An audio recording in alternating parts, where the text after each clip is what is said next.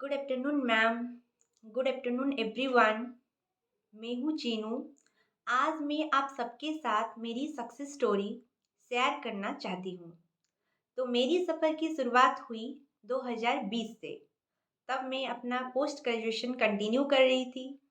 तो मेरे मन में था मुझे नेट एंड जेआरएफ क्लियर करना था। तो मुझे ऑनलाइन गाइडेंस ही चाहिए था। तो एक दिन क्या हुआ, अचानक मैंने यूट्यूब में कुछ स्टडी चैनल्स स्क्रॉल कर रही थी तो नव क्लासेस के बारे में पता चला। तो मैंने वहाँ पे जाके क्लासेस ली, मैम की फ्री क्लासेस जो यूट्यूब में थी नवदीप मैम के। तो पहला क्लासेस मेरा था रिसर्च एप्टीट्यूड की क्लास। तो उस क्लास से मुझे क्लैरिटी हुई। धीरे धीरे और भी क्लास ली, कंसेप्ट की क्लैरिटी हुई। तो उस टाइम मैम जिस भी ऑनलाइन प्लेटफॉर्म में पढ़ा रही थी तो वहाँ का सब्सक्रिप्शन मैंने ले लिया नवदीप मैम का। देन वहाँ से मुझे हिस्ट्री की भी गाइडेंस चाहिए थी। हिस्ट्री में मैं बेसिक से शुरुआत कर रही थी। तो वहाँ पे मुझे मिली सोनी कुमारी मैम।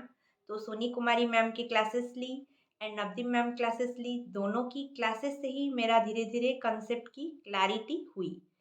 धीरे धीरे मेरा पेपर वन और हिस्ट्री अच्छा हुआ। तो मैं हिस्ट्री में मैम की क्लासेस लेती थी, सोनी कुमारी मैम की। साथ साथ मैंने अपना जो हिस्ट्री में कंसेप्ट वाइज बुक भी पढ़ रही थी। तो एंड नवदीप मैम का दोनों ही बुक मेरे पास था, जैसे कि PYQ की बुक भी थी, कंसेप्ट भी बुक की थी। मैंने बुक पढ़ रही थी, दिन में मैं बुक पढ़ती थी। तो मैम के आफ्टरनून में क्लास होती थी नव मैम की, तो क्लासेस लेती थी। डेली मैंने मैम का स्पेशल क्लास एक एंड सब्सक्रिप्शन की क्लास एक लेती थी और खुद से सेल्फ स्टडी भी करती थी। तो मैंने क्वेश्चन सॉल्व किया बार बार, बहुत सारे PYQ सॉल्व कर रही थी, दोनों ही हिस्ट्री में और पेपर वन की। साथ साथ मैंने कंसेप्ट वाइज क्लासेस भी कर रही थी। लेकिन क्या हुआ, 2020 में मेरा नेट नहीं हुआ।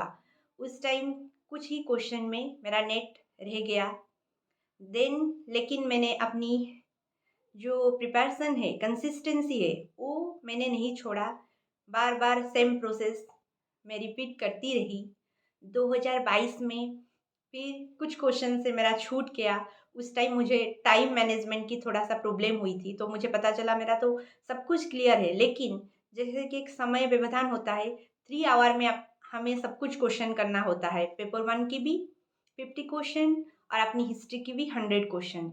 देन उस पर मैंने काम किया, बार बार मैंने मॉक टेस्ट दिया।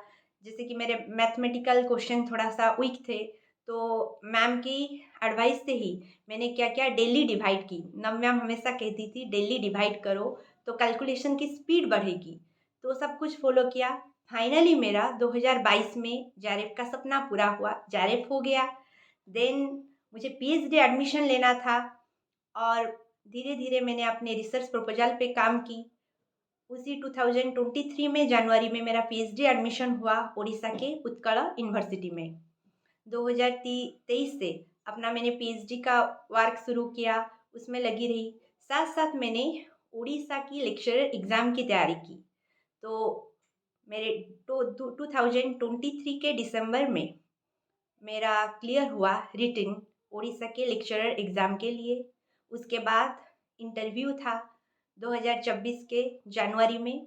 मेरे 2 जनवरी 2024 को जो इंटरव्यू था वो भी क्लियर हो गया। कुछ ही दिन पहले उसका रिजल्ट आया, मेरा फाइनल सिलेक्शन हो गया।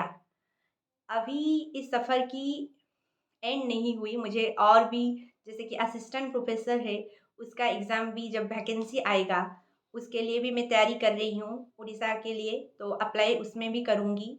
तो जो भी अभी तक की मेरी सफ़र थी, उस सफ़र दोनों मैम के बिना कभी कंप्लीट नहीं हो सकती थी। जैसे कि नवदीप मैम हो, सोनी मैम हो, दोनों की हेल्प से ही और अपनी सेल्फ स्टडी से आज यहाँ तक मैं पहुँची। और घर में बहुत सपोर्ट मिलता था। जैसे कि मेरा पापा का सपना था ये, तो मुझे लग रहा है कुछ हद तक मैंने सपना पूरा किया और आगे भी करूँगी। तो thank you so much ma'am, thank you so much ma'am. आज आपने ये एक चांस दिया मैं अपनी बात सबके साथ शेयर करूँ। Thank you.